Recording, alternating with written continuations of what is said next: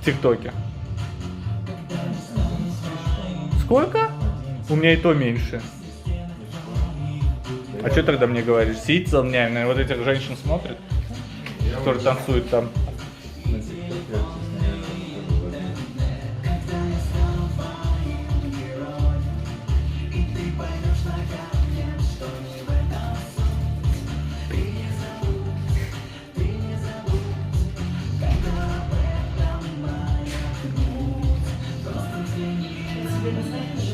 Ты не представляешь, Тань, в детстве я всю жизнь мечтал об этих инструментах.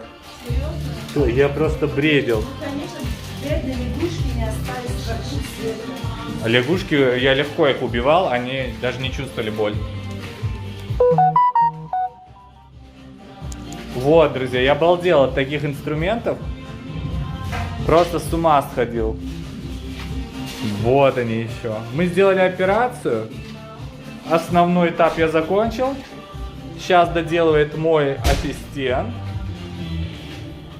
Пациентка у нас в полном сознании. Вот кто-то присоединился. Спасибо огромное вам тоже. Доброго дня. Наш пациент в полном сознании после спиналки. А сколько лет за мной следили? Подписаны?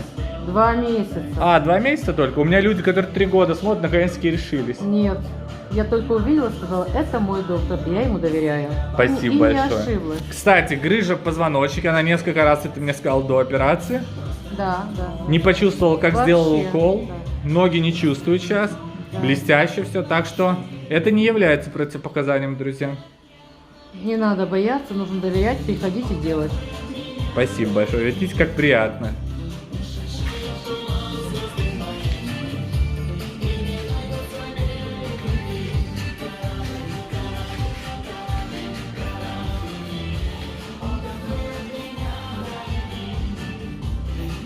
Кстати, у предыдущей тромбы вытащили, я показывал в эфире.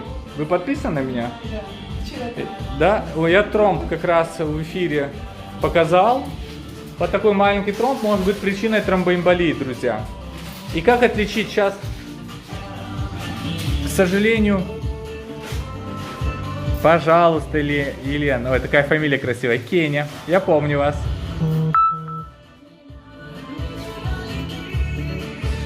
Чем отличается кашель от коронавируса, от кашля тромбоэмболии, знаете? Сейчас песня допоет, и я расскажу.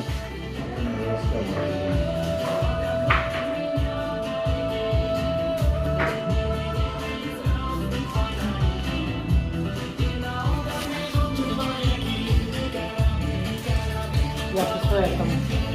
Записывайте. Говорите. Мои на ушах стоят, я через час позвоню. Представляете, как они? Я должна была полпервым позвонить. Ну просто анестезия пока подействует. Нет, я просто... Нет, все нормально, я... Пока обработаем. Вы просто сказали. Так, я сейчас скажу, люди на меня смотрят. Чем отличается кашель при тромбоэмболии и кашель от коронавируса? К сожалению, сейчас очень много тоже коронавирусных пациентов. И не меньше стало пациентов с тромбозами, друзья. После коронавируса очень много. У меня даже были пациенты после вакцинации Модерной. У них тоже был тромбоз. Девочка приезжала из Штатов. Так чем же отличается, когда тромб сурально, это очень опасно. Вот Гривенкова пишет Нина. Это очень опасно. Сурально это на голени, друзья. И вот имейте в виду, когда тромб летит, он попадает через правые отделы сердца в легочную артерию. И если тромб крупный, он застревает непосредственно большой, то есть с ореха. Он может застрять прямо в сердце и вызвать расширение правых отделов сердца, и увеличится печень и так далее. А если же полетит в легкую, то в зависимости от размера тромба он будет занимать либо сегмент, либо долю, либо маленький-маленький участок.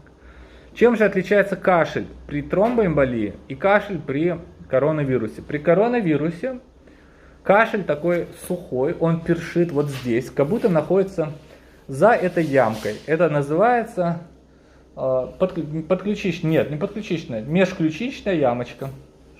Здесь мышца идет стерноклейдомастоидеус, так называемая грудино-ключично-сосцевидная. И вот возле этого отростка ключицы вот здесь такое ощущение бывает кашля, распирания. Это сухой кашель. Очень хорошо помогают таблетки. Вот, кстати, Кадиллак, Торпинкод, Синекод от сухого кашля. Вот, и обязательно надо, естественно, обращаться к врачам.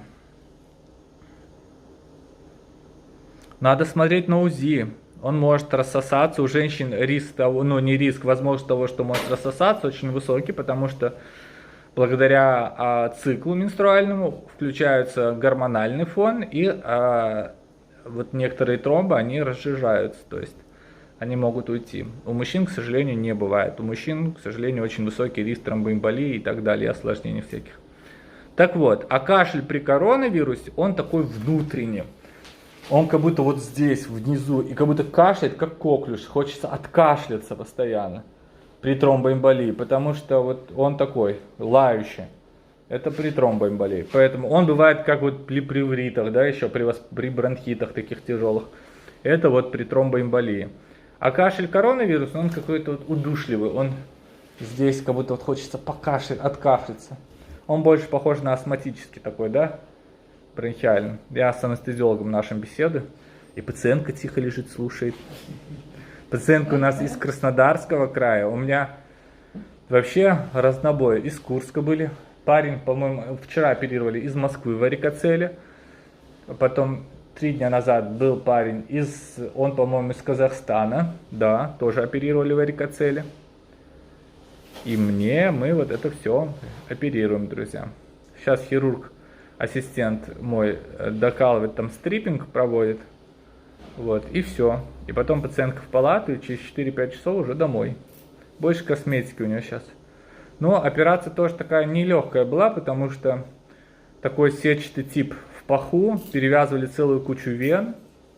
Пациентка сложная сегодня вот это. Да, это вы, я про вас. Я поняла. Я поняла, говорит. Зато Вот. вы, доктор, золотые руки. Спасибо большое. Сделали все аккуратно, не торопимся. Вот, и осталась только чистая эстетика.